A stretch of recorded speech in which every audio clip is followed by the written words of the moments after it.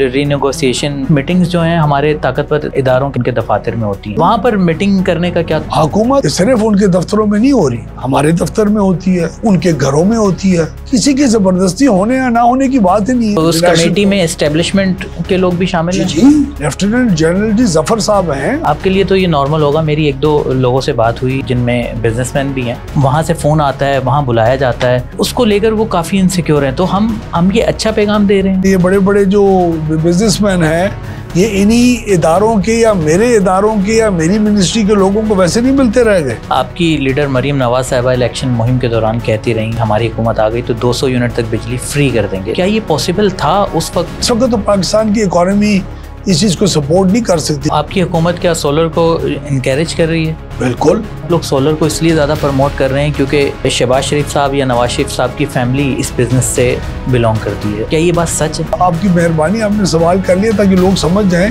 लेकिन ये तो सवाल ही नहीं बनता। तो आपको उन प्लांट्स में से एक है जिसको अभी जो फर्नेस ऑयल वाला है टर्मिनेट करना है। मुझे उस प्लांट की जरूरत नहीं है। आपको अभी जो है वो रिसेंटली अपनी इन्वेस्टमेंट को बढ़ा रहा था, वो गाड़ियों का प्रोजेक्ट BYD से उसका एग्रीमेंट साइन हुआ, अच्छी खबरें गर्म थी। नेगेटिव इम्पैक्ट आपने इतनी बड़ी कंपनी पर नहीं डाला आपके ख्याल? अल्लाह उनकी इन्वेस्टमेंट्स में जी बरकत जी डाले, BYD भी लाएं और ABC भी लेके आ जाए पाकिस्तान में। पाकिस्तान का पावर सेक्टर, इसके कर्जे, लॉसेस और बिजली की कीमतें एक बड़ा मसला है। आज की पॉडकास्ट भी इसी इशू पर है और इस पर बात करने के लिए हमारे साथ मौजूद हैं इस सेक्टर के सबसे जिम्मेदार फर्द अवैस लगारी साहब, जो वफाकी वजीर तवानाई हैं। तो आइए उनसे बात करते हैं। अस्सलाम वालेकुम सर, कैसे हैं आप? ठीक हैं? गुड, थैंक यू जी। आप खैरियत से? अल्हम्दुलिल्लाह सर, बहुत शुक्रिया आपने रफ्तार के लिए वक्त। शुक्रिया, आपने इनवाइट किया। अच्छा सर, सबसे पहले IPP से शुरू करते हैं। सर ये बताएं कि आजकल बहुत बहस रहती है, हमारे व्यूवर्स को आज समझा दें कि हम जो बिजली बनाते हैं वो कितने % हम IPP से लेते हैं और हुकूमत पाकिस्तान खुद कितनी प्रोड्यूस करती है? पाकिस्तान के अंदर इस वक्त हुकूमत की ओन तकरीबन जो टोटल कैपेसिटी है उसका तकरीबन 70%, 65 से 70% वो हुकूमती ओन्ड प्लांट्स हैं, तो वो प्रोवाइड कर रहे हैं बिजली आपको। लेकिन बहुत सारे उसमें से प्लांट्स ऐसे हैं जिन्होंने अपने कर्जे अदा कर चुके हुए, मसलन जी मंगला डैम है, मसलन जी तरबेला डैम है, और वो जो हाइडल आपके यूनिट्स हैं वो अपना वो गाजी बरोथा है। लेकिन बहुत सारे LNG के प्लांट्स हैं और न्यूक्लियर प्लांट्स हैं जो अभी तक आपको जो अपने कर्जे की स्टेज में हैं और उनके कर्जे वापस दिए जा रहे हैं। यानी हम आसान लफ्जों में ये कह सकते हैं कि 100% में से 70% हुकूमत पाकिस्तान बनाती है और 30% IPP। अंदाजन इस वक्त जो कैपेसिटी है जो आपकी इंस्टॉल्ड है उसमें से कौन से इस्तेमाल होते हैं नहीं होते हर साल, वो उनकी कीमतों के मुताबिक, एनर्जी के मुताबिक उनका तयन किया जाता है। जो सस्ता प्लांट होता है वो सबसे पहले वो चलता है, फिर उससे महंगा चलता है, फिर उससे महंगा चलता है। तो डिमांड जैसे जैसे ऊपर जाती है आपके महंगे प्लांट्स किक इन करते रहते हैं। इसलिए आपकी जो समर्स में जून जुलाई के अंदर जो पीक रिक्वायरमेंट होती है वहाँ आपके महंगे प्लांट्स भी चल रहे होते हैं।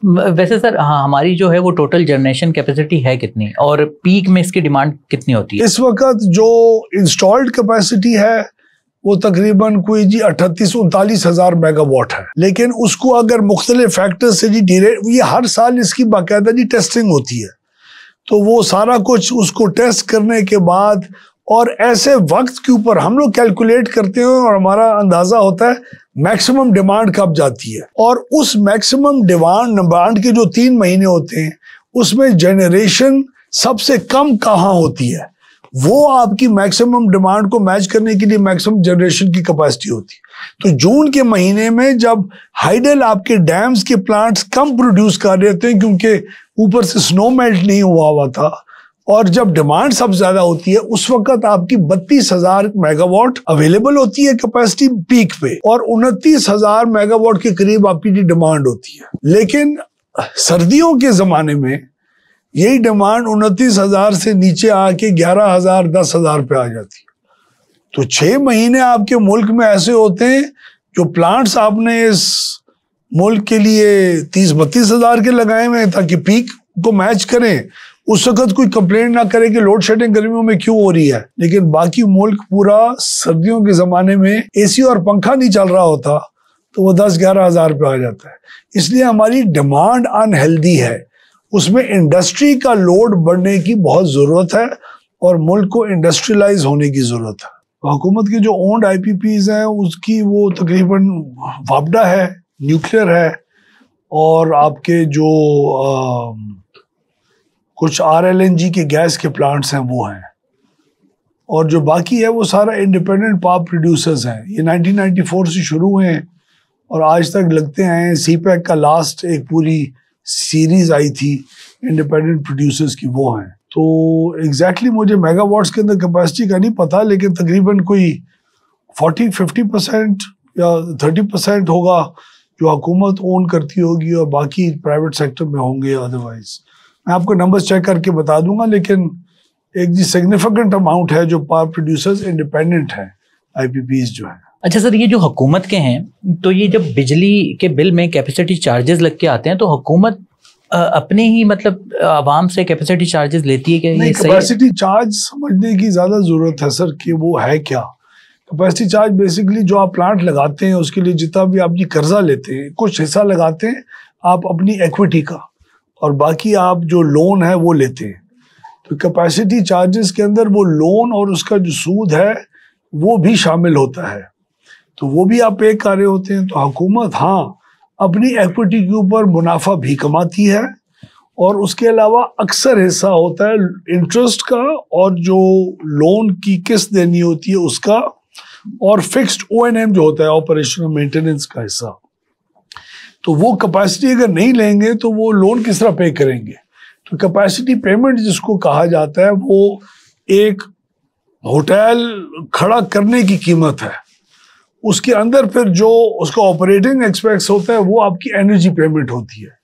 एनर्जी पेमेंट में पाकिस्तान बहुत एफिशिएंट है, इनएफिशिएंट नहीं है, लेकिन कैपेसिटी पेमेंट में अभी पिछले चंद सालों में इनएफिशिएंट हुआ है, क्योंकि जब आपने 100 रुपए का वो डॉलर था उस वक्त बहुत हैवी इन्वेस्टमेंट आई CPEC के फॉर्म में, वो 100 से 282 300 पे पहुंच गया।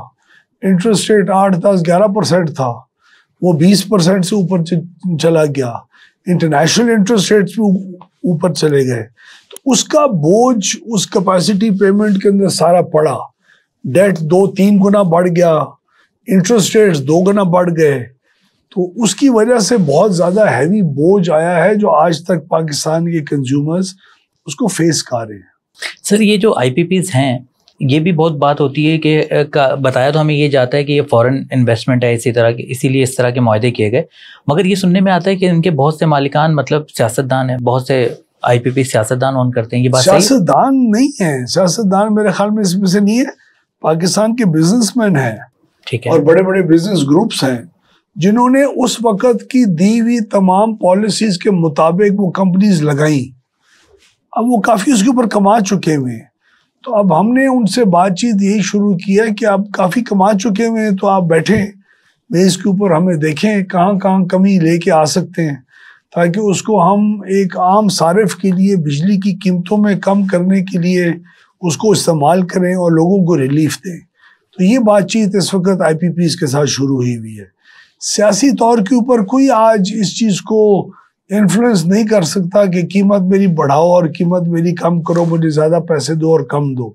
हर एक ने अपनी अपनी पॉलिसी के वक्त के ऊपर ये प्लांट्स लगाए हैं जिसको रिव्यू होने की ज़रूरत है, जो इस वक्त हुकूमत पिछले 5-6 महीने से काफ़ी फोकस करके कर रही है रिव्यू।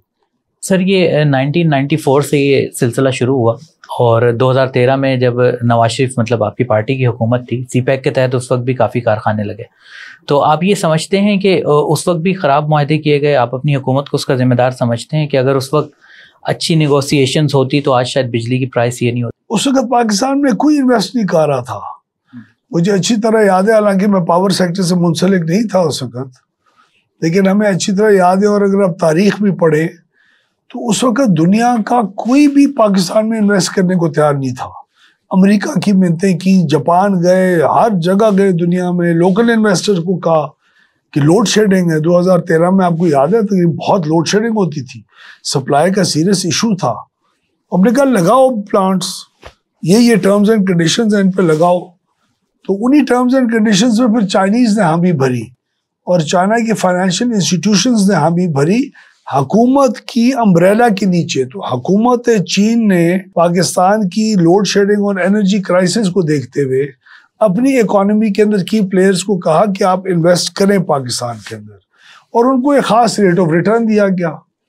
वो रेट ऑफ रिटर्न चाहे ऊंचा था या नीचा था या जिस तरह था, वो बाकी मुल्कों से जी ज्यादा था, जो अगर वही इन्वेस्टर किसी और मुल्क में जाके करता, लेकिन वो फिर कंट्री रिस्क से एसोसिएटेड था, क्योंकि पाकिस्तान का कंट्री रिस्क ज्यादा था, आपकी इकोनॉमी बहुत बुरे हाल में थी, तो आपका कंट्री रिस्क आता, आपकी इंश्योरेंस कॉस्ट जी ज्यादा थी, बिकॉज मुल्क की इकोनॉमी को वो इंश्योरेंस के जरिए वो लोग रिस्क को इनको हेज कर रहे होते हैं, तो वो उन तमाम चीज़ों की वजह से हुआ। आज आपको वो सीपैक के प्लांट्स भी हर्ट ना कर रहे होते, क्योंकि आपने 100 रुपए का वो डॉलर के तहत आपने अपने वो टैरिफ को कैलकुलेट किया, वो जब 285-300 से ऊपर गया तब आपको जोर का उसमें हिट आई, और इसीलिए आज हमें बहुत ज़्यादा महसूस हो रहा है कि वो रेट्स ज़्यादा हैं जिसके ऊपर वो प्लांट्स लगाए गए, तो वो रुपये और इंटरेस्ट रेट्स का एक मेजर किरदार है उसके अंदर। अच्छा सर, 2019 में जब इमरान खान ने आईपीपी से रीनेगोशिएशन किया तो कहते हैं कि उन्होंने डॉलर का रेट फिक्स कर दिया, तो उससे अब आप लोगों को फ़ायदा हो रहा है। अगर वो डॉलर का रेट इस वक्त फिक्स नहीं होता तो हमारे कैपेसिटी चार्जेस तो बहुत ज़्यादा बढ़ नहीं गए होते। वो अच्छा एकदम था। इमरान खान की नेगोशिएशंस जो हुई उसने आईपीपीज को खुली छूट दी। नहीं सर, डॉलर रेट तो फिक्स किया, डॉलर फिक्स किया, क्योंकि उस वक्त डॉलर का रेट नहीं नीचे आ रहा था, इसलिए आईपीपीज ने कहा ठीक है फिक्स कर लो। सर वो बात सही है, मगर इस वक्त तो आपको फायदा हो रहा है। नहीं, मैं आपको बताऊं, इस वक्त उसका आपको तकरीबन 20, 25, 30 अरब रुपए सालाना का फायदा हो रहा है, लेकिन उन्हीं प्लांट्स को जब एक रिपोर्ट आई थी उसके ऊपर हीट ऑडिट होना था, उसके ऊपर इन्होंने काबीना में ले जाके जानबूझ के उन प्लांटों को आर्बिट्रेशन के अंदर इंटरनेशनल में फेंक दिया, हालांकि इख्तियार था उनके साथ रिकवरी करने का और उनको सीधा करने का। आईपीपीज को उस वक्त वो छूट दी गई जो पाकिस्तान के साथ एक जुल्म हुआ, और वो आज उसका हम खमियाजा भी भुगत रहे हैं, और आज उसको हम इंशाल्लाह ये जो राउंड है पूरा हमारा आईपीपीज के साथ और अपने प्लांट्स के साथ जो गवर्नमेंट ओन करती है, इनके जब कॉन्ट्रैक्ट्स रिव्यू होंगे म्यूचुअल कंसेंट के साथ, इसमें असल फर्क आएगा, आपको सामने पता लगेगा। तो कई हजारों अरब रुपए का फर्क आना चाहिए। तो आप ये कह रहे हैं कि जब वो रिव्यू हुआ था तो उससे कुछ खास फायदा नहीं हुआ? बहुत कम फायदा हुआ। अच्छा, बहुत कम फायदा हुआ। उसके अंदर ओएनएम के रेट्स नहीं रिवाइज किए गए, जो हीट ऑडिट के होना था, जो फॉल्ट्स निकाली गई थी, उसको रेगुलेटर के जरिए इम्प्लीमेंट करके उनके ऊपर उसकी एप्लीकेशन नहीं की गई। उनको इजाजत दी गई कि जाएं आप इंटरनेशनल कोर्ट ऑफ आर्बिट्रेशन के अंदर जाके केसेस लड़े। इंटरनेशनल कोर्ट ऑफ आर्बिट्रेशन सिर्फ कॉन्ट्रैक्ट को देखता है और किस चीज को नहीं देखता। ना हीट ऑडिट उसने इमरान न्याजी ने करवाया, और ना ही उनकी पूरी जो रिपोर्ट थी उसके ऊपर अमल दरामद करके उनसे पूरा एक्सट्रैक्ट किया जो करवाना चाहिए था, जो अब करवाने की कोशिश की जा रही है। तो अभी आप दोबारा इनसे रीनेगोशिएशन कर रहे हैं? जी, हम कर रहे हैं। हमने 3 बेसिक कैटेगरीज बनाई हैं। एक वो प्लांट आइडेंटिफाई किए हैं जिनकी जरूरत नहीं है सिस्टम को, वो 5 हैं। बाकी ऐसे प्लांट्स हैं जिनकी जब हमें जरूरत होगी बिजली लेंगे, उसकी कैपेसिटी चार्ज पे नहीं करेंगे, एक वो है। और बाकी हमारे हुकूमत के ओन प्लांट्स हैं, तकरीबन 60-65%। वो जो मुनाफा पे किया जा रहा है उसको कम करेंगे। तो इन सब का मिल मिला के तकरीबन कोई 2 से 2.5 रुपए फी यूनिट के अंदर, अगर ये कॉन्ट्रैक्ट सारे रिव्यू हो गए और रिन्यू हो गए, तो उसके मुताबिक हमें तकरीबन 2 से 2.5 रुपए फी यूनिट बिजली के अंदर जी कमी का असर पड़ेगा इंशाल्लाह। तो सर ये जो रिव्यू हो रहा है, जो ये आईपीपी से बातचीत चल रही है, ये कौन कर रहा है? ये हमारी टास्क फोर्स को एक पूरा ग्रुप बनाया गया जी मिनिस्ट्री के अंडर, उसको मैं खुद चेयर कर रहा हूँ टास्क फोर्स को। उसमें हमारे special assistant to prime minister हैं, वो को चेयर करें, और एक नेशनल कोऑर्डिनेटर भी हैं। और हमने स्पेशलाइज्ड ग्रुप्स बनाए हैं जो नेपरा, पीपीआईबी और तमाम इदारे, सीपीपीए, जितने भी हमारे पावर सेक्टर के इदारे हैं, जो इन नंबर्स से वर्क करते हैं, कॉन्ट्रैक्ट्स की शिकों को जानते हैं, पहले क्या हो चुका हुआ है क्या नहीं हो चुका हुआ है। एससीसीपी वाले भी बीच में शामिल हैं, ताकि security exchange commission of Pakistan के जरिए पूरे रिकॉर्ड का हसूल हो सके। तो एक बहुत तफसीली टीम है जो पिछले कई महीनों से काम कर रही है, और हर आईपीपी का अपनी कंडीशंस हैं, उनके ऊपर हम थ्रेडबेयर देख रहे हैं, और वो एरियाज देख रहे हैं जहां हम कीमतों में कमी लेके आ सकते हैं एक बामी इत्तेफाक के साथ, और उनके साथ अब बातचीत शुरू हो चुकी है हमारी। सर बहुत अहम बातचीत है और अवाम ने इससे उम्मीद भी लगाई हुई है। तो सर ये क्या आप इसमें खुद बाकायदा क्यों शामिल नहीं है आप? बहुत अहम बात। अच्छा, हम टास्क फोर्स की रोज मीटिंग होती है जी, उसके अंदर बाकायदा शामिल हैं। और हमारी जो टीम है, जो IPPs की टीम आती है, उनके साथ जो बैठती है वो टेक्निकल लेवल पे हमारी टीम होती है। पर उसका रिव्यू रोज किया जाता है, क्या मुलाकात हुई, किस तरह हुई, उसके ऊपर डिस्कशंस होती हैं, आगे स्ट्रेटजी बनाई जाती है। और टास्क फोर्स की बाकायदा ये जिम्मेवारी है। और हमारे जो TORs हैं जो प्राइम मिनिस्टर साहब ने नोटिफाई किए हैं, उसका ये बहुत अहम हिस्सा है। सर खबरें ये भी आ रही हैं कि ये जो रीनेगोशिएशन के लिए जो बातचीत हो रही है, ये इनकी मीटिंग्स जो हैं हमारे ताकतवर इदारों के हलकों में हो रही हैं, उनके दफातर में होती हैं। इसका क्या वजह है सर? वहाँ पर मीटिंग करने का क्या तुम हुकूमत एज अ होल काम करे। हमारी टास्क फोर्स का सेक्रेटेरिएट है, उसी सेक्रेटेरिएट के अंदर बात होती है, उनके साथ बातचीत होती है। हम उनके कई दफा घरों में भी मिले हुए IPPs को, फाइनेंस मिनिस्टर। और मैं आपको पूरा अर्ज करूं, ये सिर्फ उनके दफ्तरों में नहीं हो रही, हमारे दफ्तर में होती है, उनके घरों में होती है, खुली बात होती है और खोल के बात ये की जाती है। और ये तो किसी की जबरदस्ती होने या ना होने की बात ही नहीं है। नहीं तो उस कमेटी में एस्टेब्लिशमेंट के लोग भी शामिल हैं? जी। अच्छा, लेफ्टिनेंट जनरल जी जफर साहब हैं, अनाउंस कमेटी है, कोई नॉन ट्रांसपेरेंसी नहीं है। गवर्नमेंट एज अ होल काम कर रही है और गवर्नमेंट का हक है एज अ होल पाकिस्तान की आवाम के लिए काम करने का। जहां जिसकी जरूरत पड़ेगी इंफॉर्मेशन की, एक्सेस टू एजेंसीज की, उन सबको इस्तेमाल किया जाएगा। और हम देखेंगे, हमें इंफॉर्मेशन का एक्सेस चाहिए ना। बहुत सारी इंफॉर्मेशन है जो हमारे पास नहीं है, बहुत सारी इंफॉर्मेशन है जो IPPs खुद वॉलंटरी तौर के ऊपर मेहरबानी करके हमें प्रोवाइड कर रहे हैं। उनके केसेस को रेफर किया जा रहा है। उस वक्त जब ये IPP लगा था तो क्या कंडीशंस थी, किसने किस चीज की वायलेशंस की during the course of the IPP। एक IPP फर्ज करें हैं, वो IPP कहता है कि मैंने ये जो चीज़ है, मैंने सब चीज़ें कानून के मुताबिक की हैं, मैंने कोई वायलेशन ऑफ कॉन्ट्रैक्ट नहीं की। हमने बीच में पूरी हिस्टोरिकली देखा जो कंडीशंस होती हैं कि आप अपनी बैलेंस शीट को इस्तेमाल करके और लोन रेज करके एक एग्जिस्टिंग IPPs का किसी और IPP के अंदर आप इक्विटी डाल सकते हैं, नहीं डाल सकते, इनकी कंडीशंस के क्या उसके मुहर्रिकात होंगे, वो वायलेशन ऑफ कॉन्ट्रैक्ट है कि नहीं है। कभी हमें जरूरत पड़ी एक प्लांट को कि आप ऑन करें प्लांट, उन्होंने हर वक्त अवेलेबल होना होता है, उन्होंने नहीं ऑन किया वो प्लांट, उसकी वायलेशन हुई, उसके मुताबिक बात। तो एक चीज होती है, वो आप BBC का एक प्रोग्राम आया करता था, BBC हार्ड टॉक, पता नहीं अभी आता है कि नहीं आता, वो निगोशिएशंस BBC हार्ड टॉक की ट्रांसपेरेंसी और मुकम्मल कवानीन के मुताबिक हो रही है। कोई इसमें ला कानूनियत का कोई जुज नहीं है उसके अंदर। अच्छा सर, आपके लिए तो ये नॉर्मल होगा। मेरी एक दो लोगों से बात हुई जिनमें बिजनेसमैन भी हैं, उनका कहना ये है कि वो खुद को इस मामले को लेकर अच्छा फील नहीं कर रहे। मतलब हिकमत अमली का एक मामला है ना, तो किसी सरकारी दफ्तर में हो सकती है, वहाँ से फ़ोन आता है, वहाँ बुलाया जाता है, तो उसको लेकर वो काफ़ी इनसिक्योर हैं। तो हम ये अच्छा पैगाम दे रहे हैं कि मुझे किसी खास दफ्तरों में जाके किसी की मुलाकातों का नहीं इल्म, लेकिन हम खुद जानते हैं कि हमारी जो टेक्निकल मिनिस्ट्री की दीवी इदारों की टीमें हैं, उनके साथ मुलाकातें बड़ी फ्रैंक और ओपनली हुई हैं और तफसील में हुई हैं। उनको बुरा महसूस हो रहा है तो आपको नहीं, इनसिक्योरिटी एक होती है ना कि देखें, अगर यही कोई सरकारी दफ्तर से किसी को फोन किया जाए। इनसिक्योरिटी किस चीज की है जी? पैसा लूज करने की? नहीं, पैसा लूज करने की सबसे बड़ी पैसा। देखिए सर, अगर उसमें पैसा इन्वॉल्व ना हो तो किसी को कोई परवाह है किसके दफ्तर में कहाँ जाके किसको मिलता है? आपके ख्याल में ये बड़े बड़े जो बिजनेसमैन हैं, ये इन्हीं इदारों के या मेरे इदारों के या मेरी मिनिस्ट्री के लोगों को वैसे नहीं मिलते रह गए? जहां पैसा लूज करने की बात होती है, इनसिक्योरिटी वहां आती है ना।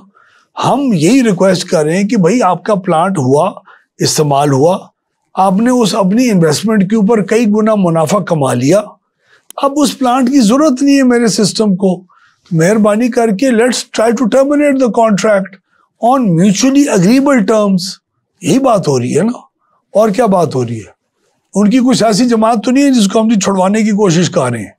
हम तो अपनी आवाम के लिए बेटर टर्म्स एंड कंडीशंस के ऊपर एक बिजनेस माहौल के अंदर बात कर रहे हैं, और उनका राइट है। वो अगर नहीं आना चाहेंगे हमारी टर्म्स एंड कंडीशंस पे, या आवाम को नहीं फायदा पहुंचाना चाहेंगे, तो वो नहीं आएंगे। वो जब तक अग्रीमेंट दोनों साइन नहीं करेंगे ये चीजें तो हो नहीं सकती। वैसे सर ये हम अपनी रवायत के बरखिलाफ नहीं कर रहे। पाकिस्तान की जो रवायत है कि जैसे अभी चीफ जस्टिस की जो है वो तोसी का मामला चल रहा है, इससे पहले हमने देखा कि आर्मी चीफ्स जो है वो एक्सटेंशंस लेते रहे हैं। यहाँ पर हम IPPs को उसके बरखिलाफ ये कह रहे हैं कि यार आप लोग जल्दी समेट के जो है वो चले जाएं। अवाम का इंटरेस्ट है। मगर सर एग्रीमेंट तो है ना एक, इससे है। हम बैरूनी जो मुल्क के सरमायाकार हैं, जिनकी इन्वेस्टमेंट है, हम तो उन एग्रीमेंट्स को ब्रेक नहीं कर रहे, उनको हम अच्छा पैगाम दे रहे हैं। हम तो एक एग्रीमेंट को आज तक पाकिस्तान ने ब्रेक नहीं किया।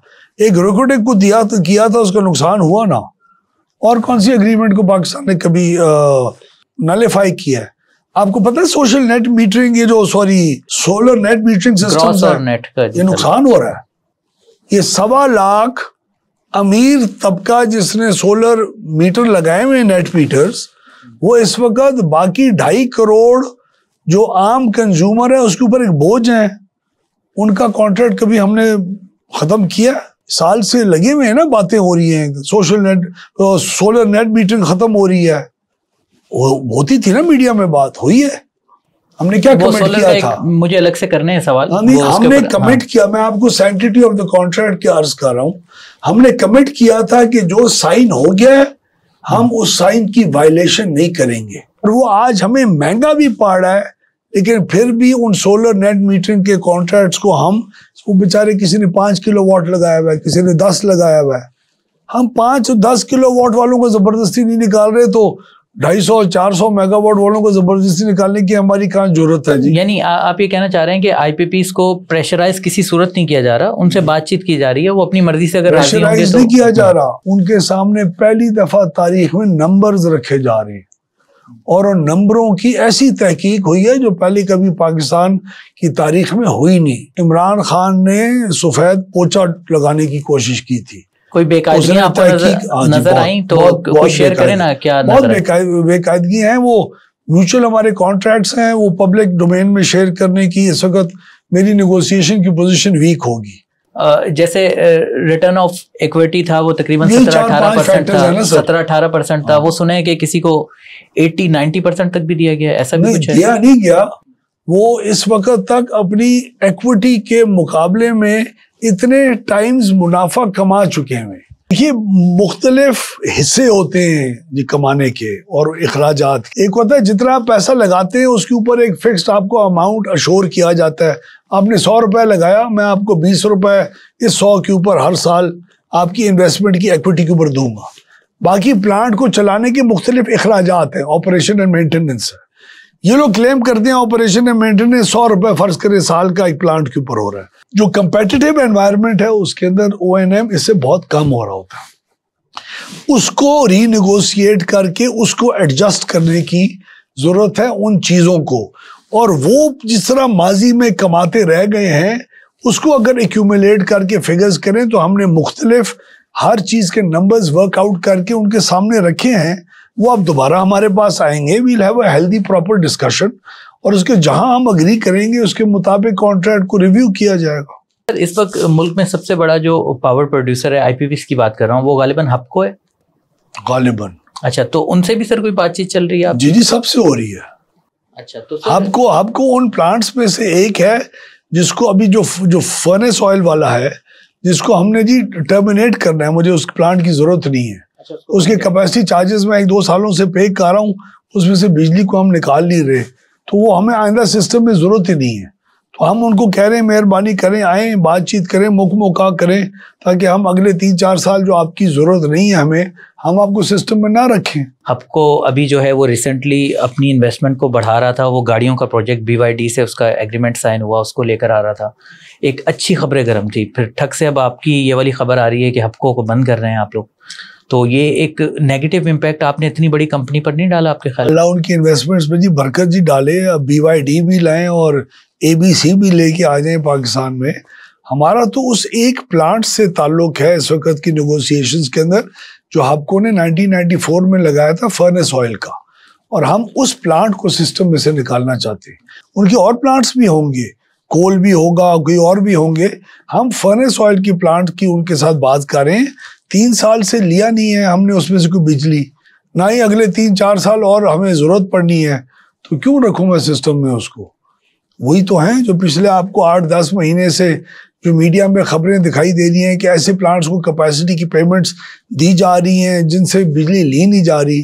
तो जब मुझे ज़रूरत नहीं है तो मैं उनको कह रहा हूँ कि कोई टर्म्स एंड कंडीशंस ऐसी हम अराइव करें उसके ऊपर, ताकि आप सिस्टम में से निकल जाएं, हमें आपकी ज़रूरत नहीं है। आप सही, ये सिर्फ एक उसकी बात हो रही है, सिर्फ एक उनका प्लांट जो है उस तक हम इस बात को महदूद रख रहे हैं। मुझे ये बताएं कि इस वक्त पाकिस्तान में जो बिजली के रेट हैं, इतनी महंगी बिजली के रेट में कोई बिजनेस सरवाइव कर सकता है? कोई बिजनेसमैन लगाएगा फैक्ट्री? नहीं, हमारे कंपेटिटिव नहीं है। बिजनेस वाले अक्सर शिफ्ट भी हो गए, उन्होंने आम बिजली से वो लोग सोलर प्लांट्स लगा रहे हैं, अपनी बिजली की ज़रूरियात मुख्तलिफ ज़रियात से कर रहे हैं। हमारी 10% रिडक्शन हुई है डिमांड में, हमारा बहुत सीरियस इशू है, और उसका जो असली वजह है वो कीमतें हैं बिजली की। इसीलिए हम सिर्फ IPPs के मामले से आपको कितना मिल जाएगी सेविंग। अब अगर आप चाइनीज रीप्रोफाइलिंग करेंगे डेट की, CPEC के तमाम प्रोजेक्ट्स की, उससे आपको 3-3.5 रुपए की कमी मिल जाएगी। IPPs के साथ नेगोशिएट करेंगे, जो जनाब ने भी सारी पहले बात की है, उसे आपको तकरीबन 2-2.25 रुपए, 2.5 रुपए तक का एडवांटेज मिल जाएगा। अगर आपके जो टैक्सेस इस वक्त हैं उस टैक्सेस को रिव्यू करेंगे तो उसमें 3-4-5 रुपए की और शायद कमी आ जाए। आप डिस्ट्रीब्यूशन कंपनीज को बेहतर करेंगे तो उसके अंदर 1-1.5-2 रुपए की कमी और मजीद आ जाए। तो पावर सेक्टर, ट्रांसमिशन लाइंस हैं, इस वक्त सस्ती बिजली होती है और हम इस्तेमाल नहीं कर सकते क्योंकि ट्रांसमिशन लाइन के अंदर गैप आए हुए। तो अगले 1 से 2 से 3 सालों के अंदर हम मुख्तलिफ पावर सेक्टर के रिफॉर्म्स कर रहे हैं जो शुरू हो चुके हैं, जिसके अंदर तकरीबन 10 से 12 मुख्तलिफ इकदामात हैं। कई इकदामात हैं जो अगले 2 महीने में पूरे हो जाएंगे, कोई 6 में होंगे, कोई 8 में होंगे। तो आहिस्ता आहिस्ता हमारा ख्याल है कि तकरीबन अगले 1 साल के अंदर अंदर हम बिजली को पाकिस्तान की रीजनली कंपेटिटिव प्राइसेस के ऊपर लेके आने में इंशाल्लाह कामयाब हो जाएंगे।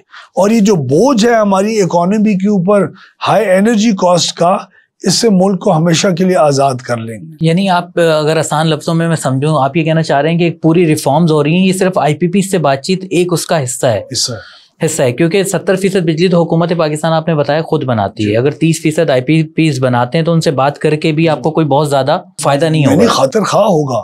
200-250 अरब रुपए सालाना की उसमें आपको तकरीबन बचत होगी, और आइंदा मुस्तकबिल के अंदर जो आपने कई हजार अरब रुपए देने हैं उसमें भी बेहतरी आएगी। तो अगर आपसे पूछा जाए कि IPPs इस वक्त ज्यादा बड़ा मसला है, बिजली की चोरी ज्यादा बड़ा मसला है, तो बिजली की चोरी तकरीबन 560-70 अरब रुपए के करीब की हमारे वो जो गैप्स है वो हैं, वो जब पूरे, लेकिन उसमें से अक्सर हिस्सा जो है वो हुकूमत अपने बजट से अदा करती है, और वो जब खत्म होगा तो आपके पास 500-600 अरब रुपए फालतू होंगे जो आप इस्तेमाल कर सकेंगे और अपनी डेवलपमेंट के ऊपर। तो 500-600 अरब रुपए के स्कूल बन सकेंगे, अस्पताल बन सकेंगे। बिजली की कीमत के ऊपर डिस्कोस का फर्क आएगा ₹1.5 के करीब का, लेकिन इतना फर्क नहीं आएगा। उसके अलावा ट्रांसमिशन लाइंस हैं, कोल की अगर कन्वर्जन हो जाए, इंपोर्टेड कोल के बजाय लोकल कोल अगर आप लगा लें, उसमें आपकी कीमत का फर्क होगा। टैक्सेस हम समझते हैं हद से ज्यादा हैं बिजली के ऊपर, उसमें अगर कमी आ जाएगी वहां आपकी बिजली की कीमत सस्ती हो जाएगी। तो तकरीबन कुछ 1.5 साल के अंदर अंदर हम इंशाल्लाह अचीव कर लेंगे कि आप अपने रीजन के अंदर और इस खित्ते के अंदर एक सस्ती बिजली देने वाला मुल्क में से शुमार होंगे। अच्छा सर, ये जो बिजली के ऊपर टैक्सेस हैं, ये इसके बारे में थोड़ा समझाइएगा। देखिए, किसी भी चीज़ पर हुकूमत अगर टैक्स लगाती है तो उसका मतलब ये है कि हुकूमत यहाँ से अपनी इनकम जनरेट कर रही है। तो क्या हुकूमत पाकिस्तान इस वक्त फी यूनिट बिजली पर कुछ कमा रही है? जो टैक्सेस हैं इनका क्या मतलब है? 18% है ना, अच्छा, अप टू 18% है मुख्तलिफ स्लैब्स के ऊपर, और जो डोमेस्टिक के ऊपर है, इंडस्ट्री के ऊपर है, कमर्शियल के ऊपर है। इंडस्ट्री का जितने भी टैक्सेस हैं वो पास थ्रू आइटम है, वो एडजस्ट हो जाते हैं उनके टैक्सेस के साथ। सो वो हुकूमत पाकिस्तान को ऐसा नहीं आते, वो उनकी ओवरऑल इनकम्स और जो बैलेंस शीट है उसके अंदर जो रिटर्न्स है उसके अंदर एडजस्टमेंट हो जाती है। मैं और आप जो अपने घरों के अंदर टैक्स दे रही है, एक दुकानदार बिजली का बिल अदा कर रहा है, वो एक टैक्स का बोझ है जो हमारे ऊपर है, उसको मैं समझता हूँ कि कम होने की जरूरत है। और हम फाइनेंस मिनिस्ट्री के साथ टैक्स रिफॉर्म्स वगैरह के सिलसिले में और IMF के साथ एंगेज करके और अपने डेवलपमेंट पार्टनर्स के साथ इसको रिव्यू करने की कोशिश करेंगे। लेकिन उसके लिए हमें फिर हुकूमत के लिए कमाई के कोई और तौर तरीके ढूंढने होंगे ताकि हमारा जो बजट है उसके ऊपर कोई नेगेटिव इफेक्ट ना हो। क्या ये मुमकिन है कि सर हम अपनी आवाम को पूरे पाकिस्तान में 100 यूनिट तक या 200 यूनिट तक बिजली फ्री दे सकें? ऐसा मुमकिन हो सकता है? तकरीबन फ्री दी जा रही है। इस वक्त आपके 3 करोड़ कस्टमर्स में से 2 करोड़ 75 लाख जो कस्टमर है, जो प्रोडक्शन की बिजली की कीमत है उससे सस्ती बिजली दी जा रही है। सर सस्ती दी जा रही है? उसको आप सब्सिडाइज कर रहे हैं। अच्छा, सस्ती दी जा रही है। इंटरनेशनल रेटों के मुताबिक वो बहुत सस्ते हैं। कईयों को 10 रुपए यूनिट मिल रहा है, कईयों को 15 मिल रहा है, कईयों को 20 मिल रहा है। तो आपके 2 करोड़ 50 लाख कंज्यूमर्स के नीचे जो 2.5 करोड़ कंज्यूमर्स हैं, उनको कीमत से कम के ऊपर बिजली मिल रही है, जिसका बोझ मैं, आप और मिनिस्ट्री ऑफ फाइनेंस उठा रहे हैं। ठीक है। अच्छा सर, आपकी लीडर मरीम नवाज साहिबा इलेक्शन मुहिम के दौरान कहती रही कि हम, अगर मैं इक़्तिदार में आ गई, हमारी हुकूमत आ गई, तो 200 यूनिट तक बिजली फ्री कर देंगे, सस्ती नहीं, फ्री कर देंगे। तो क्या ये पॉसिबल था उस वक्त की सिचुएशन? क्योंकि नंबर्स तो आपके सामने भी होंगे। अगर आपकी इकोनॉमिक ग्रोथ हो जाए और अगर आप बेनजीर इनकम सपोर्ट प्रोग्राम जैसे सोशल सेक्टर के प्रोग्राम्स के जरिए उनके बिल्स के साथ साथ उनको डिस्काउंट देना शुरू हो जाएं। सर फ्री की बात और हाँ, वो डिस्काउंट के जरिए ही 0 पे लेके आने की बात कर रहा हूँ मैं। अगर आप डिस्काउंट 100% दे दें, वो भी डिस्काउंट होता है ना, लेकिन आपको सोशल सेक्टर प्रोग्राम्स के जरिए करना पड़ेगा। बिजली की अपने महकमे के अंदर और बिजली की सिस्टम में इस किस्म की कोई प्रोविजन मुश्किल है, लेकिन आप सोशल सेक्टर प्रोग्राम्स के जरिए आप सोशल सपोर्ट, जिस तरह आज भी तकरीबन आप 300 अरब रुपए की सब्सिडी दे रहे हैं अपने कंज्यूमर्स को, वो आप मिनिस्ट्री ऑफ फाइनेंस के जरिए दे रहे हैं, तो वो वही आप फिर सोशल सेक्टर के प्रोटेक्शन प्रोग्राम्स के जरिए दिया करेंगे। है, अगर पाकिस्तान अफोर्ड कर सकता है तो बिल्कुल जो बिल्कुल आपका लो इनकम और मुतवसत तबका है उसको दे सकते हैं आप बिजली फ्री। नहीं, इस वक्त अगर आपसे कहा जाए, लेकिन इस वक्त तो पाकिस्तान की इकोनॉमी इस चीज को सपोर्ट नहीं कर सकती, जिस किस्म के कर्जों के बोझ तले है और जो इकोनॉमिक हालात हैं और हाई इंटरेस्ट रेट्स हैं, तो इस वक्त तो कोई अक्लमंद बंदा इस चीज को नहीं एक्सपेक्ट कर सकता कि आज के हालात के अंदर, हाँ, 1-2 साल के बाद जब आपकी इकोनॉमी रिवाइव करेगी तब आप अपने मुतवसत तबकात को जिस तरह और चीज़ों में सब्सिडाइज करते हैं, इसमें भी सब्सिडाइज करेंगे। सर, आप एक वजीर होने के साथ साथ जाहिर सी बात है सियासतदान भी हैं। ये बात सिर्फ मरीम नवाज साहिबा ने नहीं की थी, ये बिलावल साहब ने भी की थी। उन्होंने तो 300 यूनिट तक का कहा था।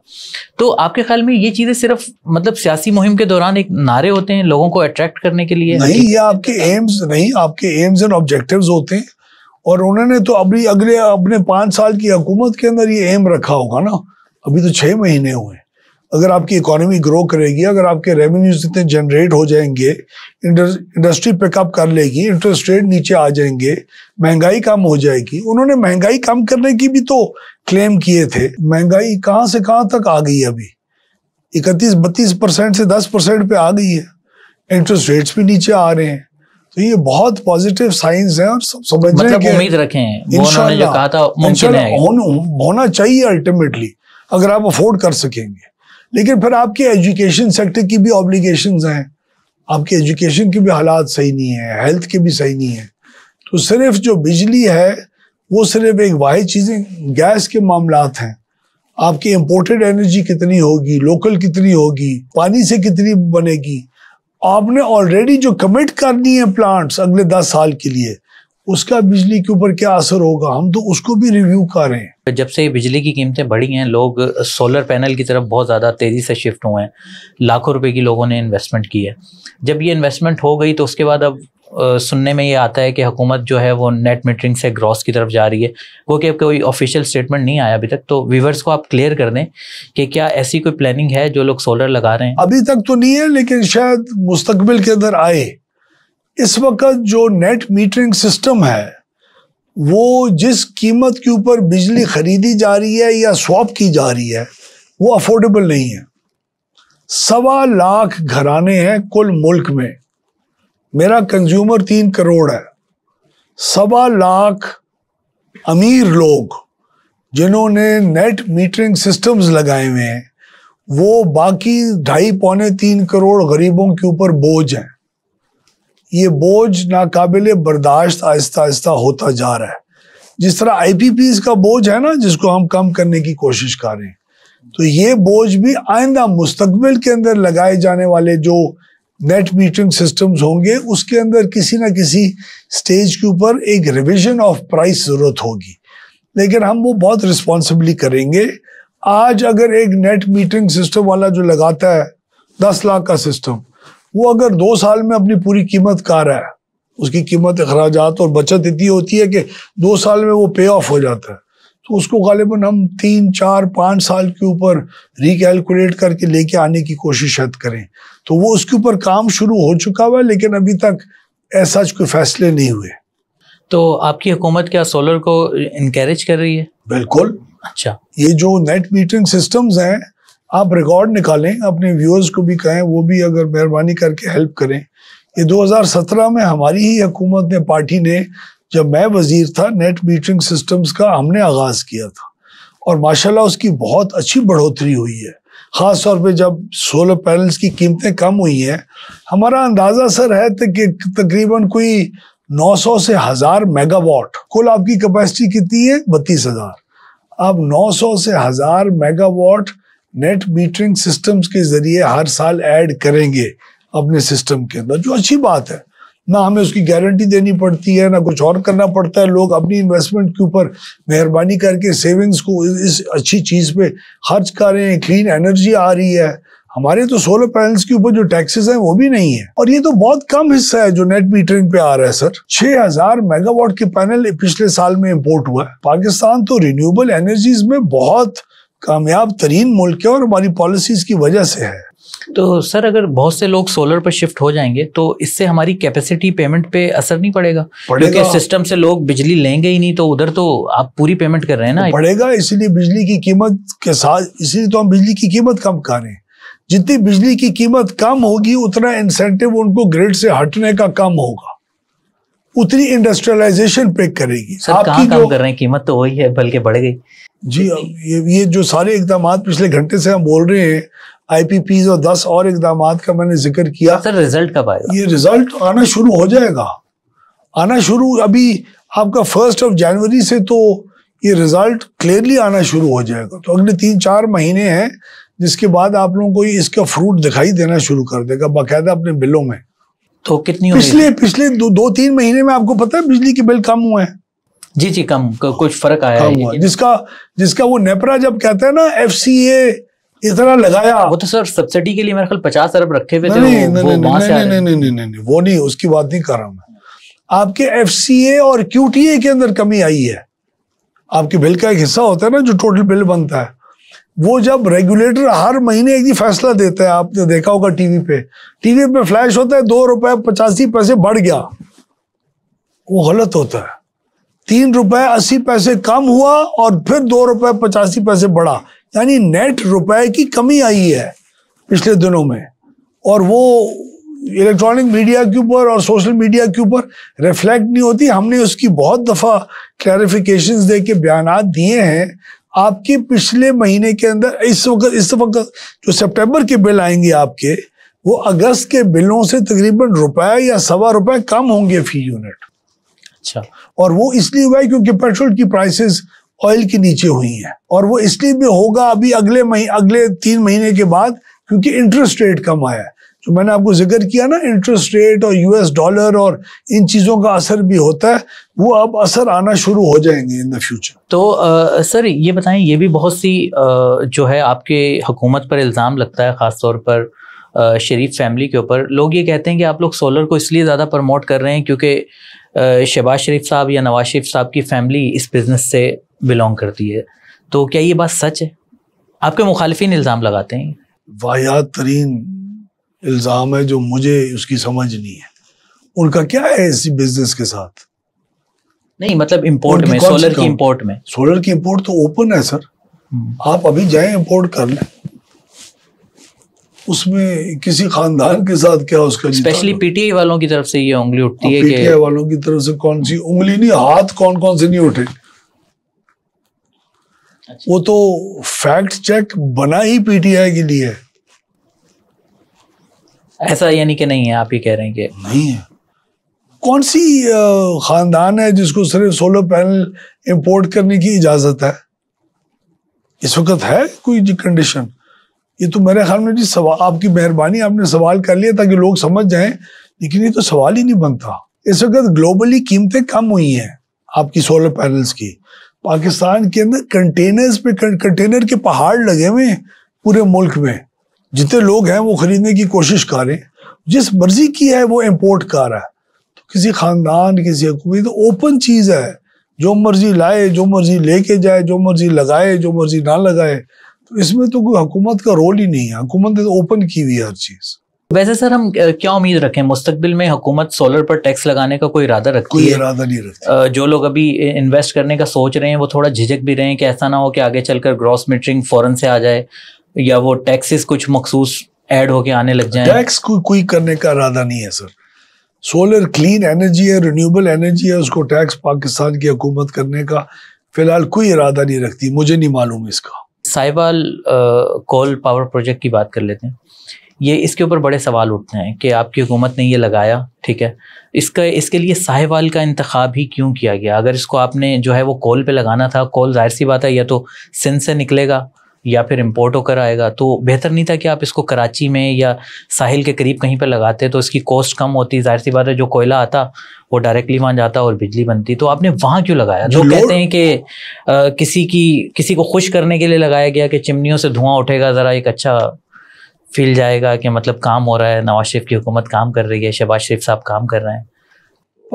पाकिस्तान के अंदर लोड सेंटर्स हैं। लोड सेंटर वो होते हैं जिन एरियाज के अंदर बिजली की जरूरत होती है। अगर आप कराची में यही कोयले का प्लांट लगाते तो आपको मालूम होगा गालिबन कि पाकिस्तान एक बहुत बड़े ट्रांसमिशन की एक रुकावट है। आपको जनूब से शुमाल की तरफ बिजली लेके जाने के अंदर मसाइल हैं, आज भी हैं, उस वक्त ज़्यादा थे।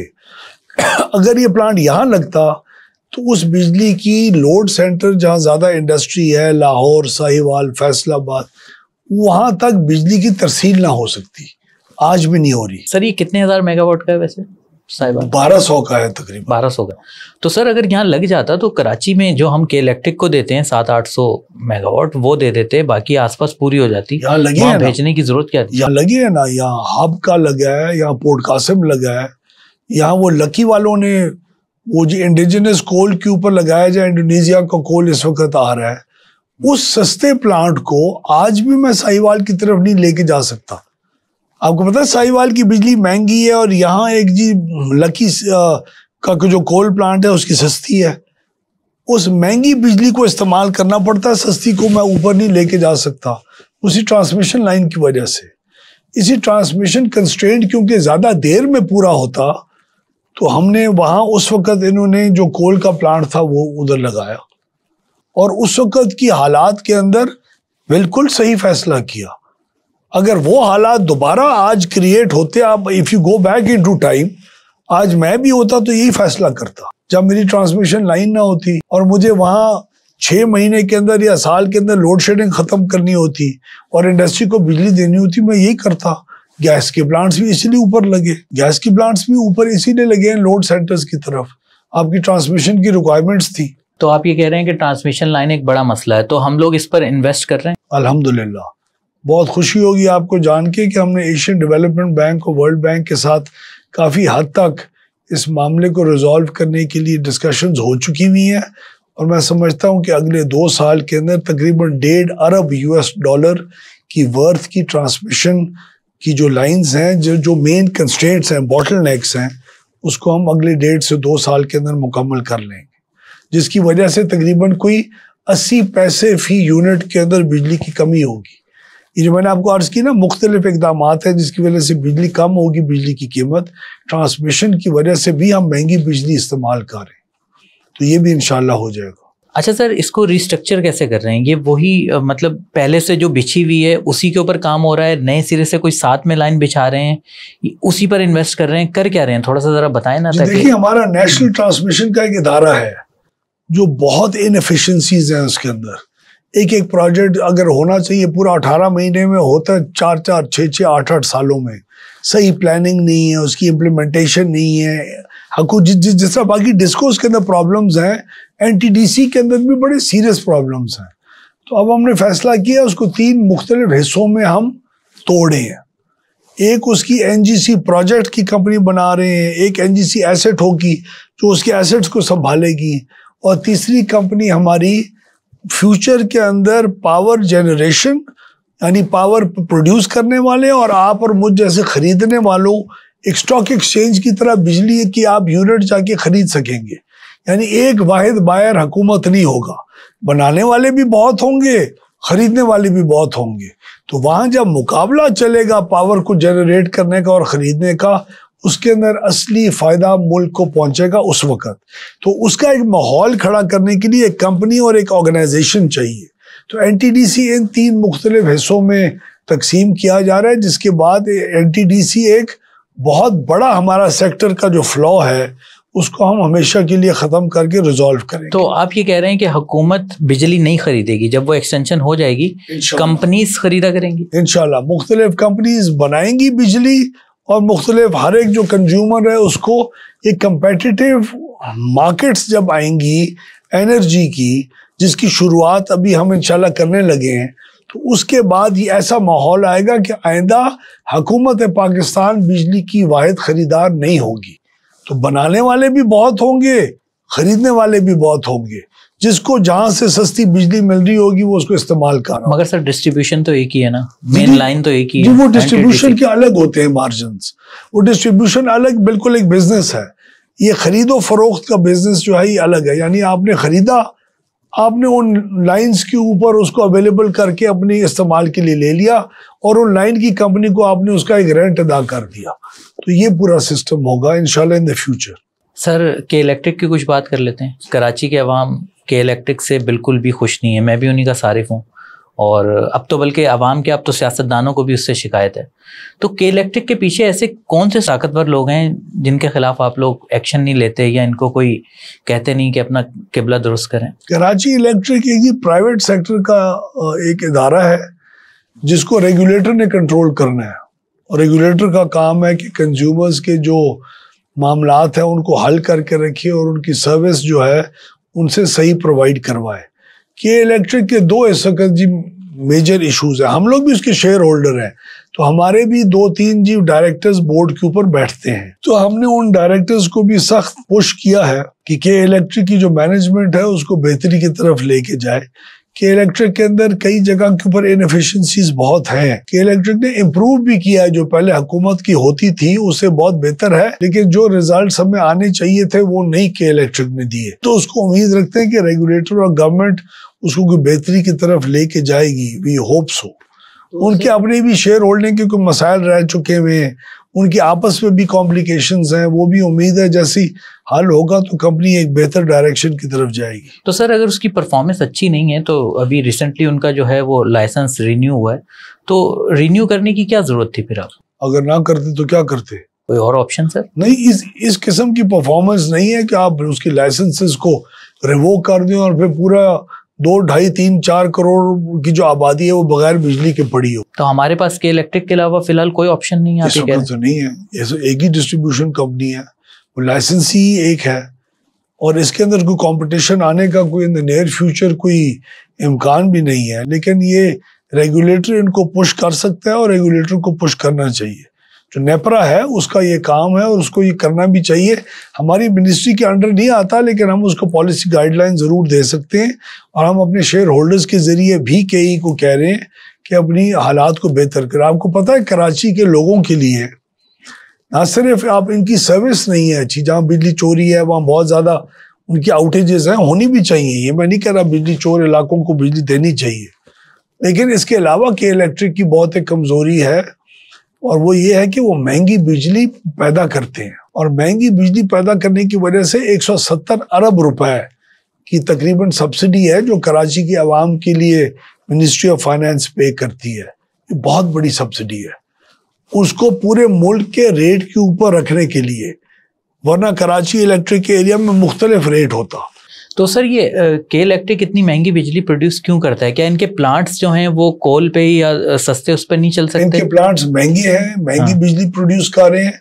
अभी हमने उनको ग्रिड से कनेक्शन दिया है जी, नेशनल ग्रिड से, और वो उम्मीद है उसके बाद कुछ इसके अंदर इस महंगी बिजली के अंदर कमी आएगी, जिसका बोझ अवाम महसूस नहीं कर रहे आज, क्योंकि मिनिस्ट्री ऑफ फाइनेंस उसको उठा रही है, लेकिन हमारे ऊपर बोझ उसका कम होगा। अभी रिसेंटली उन्होंने आजकल में मैंने सुना कोई शमसी तवानाई की भी उनकी बिड्स हुई हैं, जिसके ऊपर उनको बहुत अच्छे रेट के ऊपर बिड मौसूल हुई है।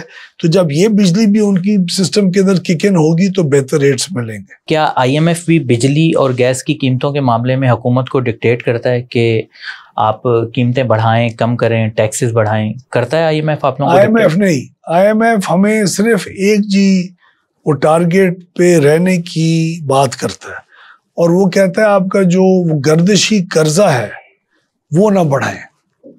गर्दिशी कर्जे का होजम फर्ज करें बिजली वालों का सेक्टर का है 2400 अरब, वो कहते हैं इसमें इजाफा नहीं होना चाहिए।